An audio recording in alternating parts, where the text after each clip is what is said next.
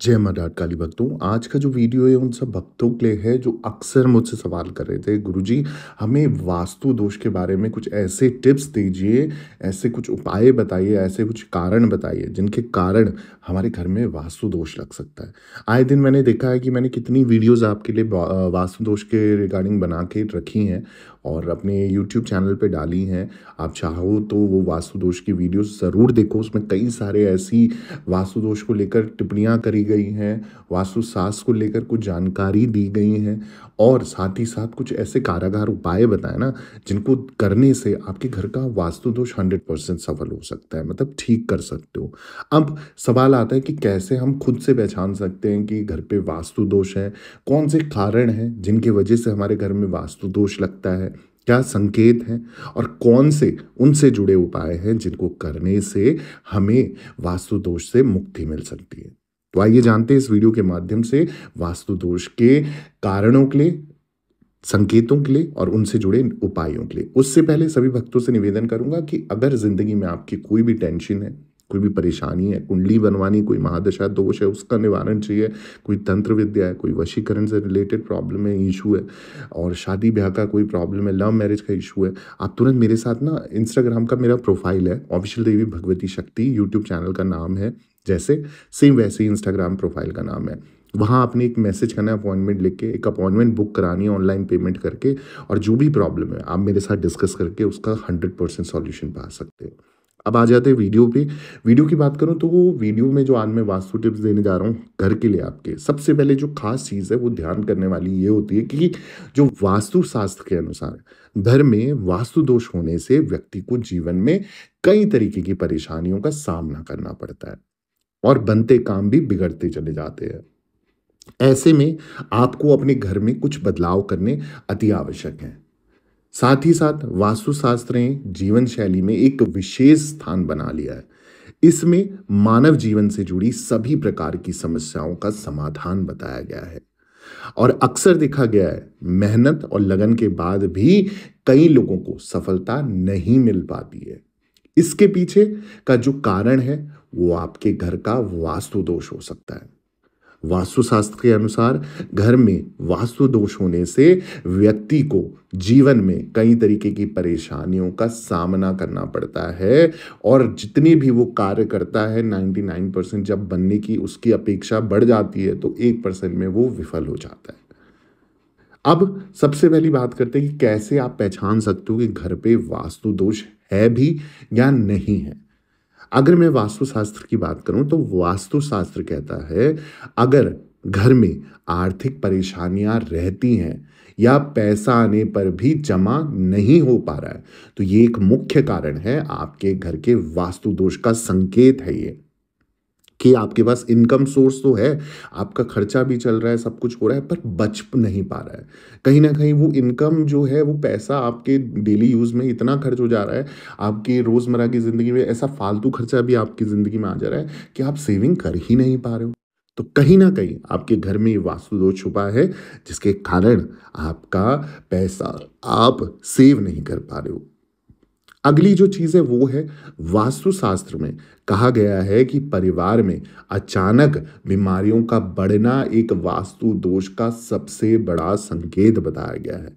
तो जिनके घर में भी सब कुछ नॉर्मल है, ठीक चल रहा है, अचानक से कोई बीमार पड़ जाए और आपका दवाई में पैसा जाने लग जाए या फिजूल खर्ची आपकी होने लग जाए और आपकी मतलब आपने सोचा भी नहीं होगा और व्यक्ति बीमार हो गया, तो कहीं ना कहीं ये वास्तु दोष का एक मुख्य कारण है। अगला जो कारण है वास्तु दोष का वो है कि व्यक्ति को मानसिक कमजोरी का सामना करना पड़ सकता है।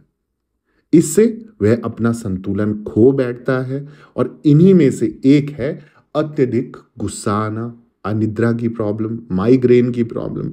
तो फिजिकली तो इंसान डिस्टर्ब होगा ही होगा, वो तो बाद में होगा, पर पहले से वो मेंटली डिस्टर्ब होने लग जाएगा। मेंटली डिस्टर्ब मतलब दिमागी तौर पे उसकी ज़िंदगी में इतनी टेंशन आ जाएंगी या वो ओवर थिंकिंग करने लग जाएगा कि उसको सॉल्यूशन दिखेगा ही नहीं, सिर्फ प्रॉब्लम्स ही दिखेंगी घर की। तो ये भी एक वास्तु दोष का मुख्य कारण कहा गया है। जिन लोगों का घर वास्तु की कमियों से ग्रस्त होता है ना, उन लोगों को ना केवल अपनी निजी जीवन में, अपनी पर्सनल लाइफ में, बल्कि काम में भी असफलताओं का सामना करना पड़ता है। अनसक्सेसफुल बनते जाते हैं वो, किसी भी कार्य को करने बैठेंगे सब कुछ विफल होता रहेगा। कड़ी मेहनत के बावजूद भी उनको सफलता हासिल होती ही नहीं है, वो सक्सेस तक नहीं पहुँच पाते। लाइफ में बस अनसक्सेसफुल उनके सामने आता है और अनसक्सेसफुल वो बनते जाते हैं। अब मैं बात कर लेता हूँ वास्तु दोष से जुड़े कारणों के बारे में और उपायों के बारे में। तो ये उपाय जो मैं आपको बताऊँगा, ये आपने ध्यान करने हैं और आपने अपनी निजी ज़िंदगी में ये उपायों को शामिल कर इनका सॉल्यूशन ज़रूर करना है। अगर आप लोगों के साथ भी इस तरीके के संकेत आपको मिल रहे हैं या इस तरीके की, जैसे मैंने बताया कि किस तरीके से आप वास्तु दोष को पहचान सकते हैं, अगर ऐसी चीज़ें आपके साथ घटनाएँ घट रही हैं या घटी हैं या आपको उम्मीद है कि ऐसा आगे हो सकता है, थोड़ी-सी नेगेटिविटी ज़्यादा है, तो आप लोग प्लीज़ ये सॉल्यूशन ज़रूर करें और इनसे जुड़े कारणों के बारे में ज़रूर आप ध्यान से सुनें। सबसे पहली चीज़, नल से गिरता पानी वास्तु दोष का एक मुख्य कारण बनता है। इस मामले में आपको नल की मरम्मत करने की आवश्यकता होगी। ऐसा माना जाता है कि इस उपाय को करने से आर्थिक तंगी कम हो सकती है और साथ ही साथ आर्थिक लाभ की प्राप्ति भी होती है। तो उन सभी लोगों से निवेदन है जिन लोगों के घर के नल टपकते हैं, नल में लीकेज है, आप तुरंत बिना सोचे समझे, बिना किसी टेंशन लिए ये नल ठीक कराएं, क्योंकि ये एक सबसे बड़ा वास्तु दोष का कारण होता है जो आपको एक दिखा रहा है, जो आपको संकेत दे रहा है कि आने वाले समय पे आपको प्रॉब्लम आने वाली है। वो पैसों से रिलेटेड प्रॉब्लम हो सकती है, वो टेंशन बड़ी आ सकती है या फिर बीमारी आ सकती है। कुछ भी इस तरीके के झटके आपको झेलने को मिल सकते हैं। अगला जो कारण है और जो उपाय है, अगर कोई परिवार कर्ज की समस्या से जूझ रहा है ना, तो इसका कारण क्या होता है? वास्तु दोष होता है या हो सकता है। ऐसे में अपने घर में श्री हनुमत यंत्र को विधि पूर्वक स्थापित करें। वास्तुशास्त्र के अनुसार इस उपाय को करने से आपका कर्जा जो है जल्द ही दूर हो जाएगा और आपको पैसों की कमी नहीं होगी। तो इसके साथ ही जितने लोग नेगेटिविटी से जूझ रहे हैं, इस समय आपकी सिचुएशन अच्छी नहीं चल रही है, बिजनेस अच्छा नहीं चल रहा है, नौकरी में पैसे टाइम पे नहीं मिल रहे, पैसा आ ही नहीं रहा है, तो आपको क्या करना है? हनुमत यंत्र ऑनलाइन भी मिल जाएगा या किसी भी पूजा स्टोर में मिल जाएगा। एक छोटा सा लेकर किसी भी पंडित से, किसी भी जानकार से, हनुमान जी के भगत से या सेवक से, उनसे ये मंत्र, उनसे ये तंत्र और उनसे ये यंत्र सिद्ध कराकर विधि पूर्वक आप इसको स्थापित कराएं। देखिएगा आपके कर्जों के रास्ते खुल जाएंगे, आपके पैसों की प्रॉब्लम की जो समस्या है उसका समाधान आपको मिलने लग जाएगा। अगर घर में आपके झगड़े होते हैं, सफाई करते समय पानी में नमक मिलाकर आप पोछा लगाइए। इससे क्या होगा? घर की नकारात्मक ऊर्जा नष्ट हो जाएगी और परिवार में सुख शांति बनी रहेगी। तो जितने लोगों का मानना है और जितने लोगों का कहना है कि हमारे घर में कलेश बहुत रहता है, अशांति बहुत रहती है और आपसी विवाद बहुत रहते हैं, मनमुटाव बहुत रहता है, या आए दिन आपके घर में चिल्लम चिल्ली बहुत होती है ना, सिंपल सी रेमेडी है। सुबह जब भी पोछा लगाएं, आपने क्या करना है, घर के किचन में से आपने एक चम्मच, साफ सुथरी चम्मच होनी चाहिए। ये नहीं कि आपने कोई भी और मसाले की चम्मच आपने यूज़ कर दी, नहीं, ऐसा नहीं। आपने साफ सुथरी चम्मच लेनी, एक चम्मच आप उसमें से सफ़ेद नमक, नॉर्मल आयोडाइज नमक जो टाटा सॉल्ट होता है उसका प्रयोग कर सकते हो, वो आपने अपनी बाल्टी में डालना है पोछे की और फिर उससे पोछा लगाना है। आप देखेंगे, आप जितने रोज़ ये लगाते रहेंगे, रोज़ आप लगा सकते हो, इसमें कोई दिक्कत नहीं है।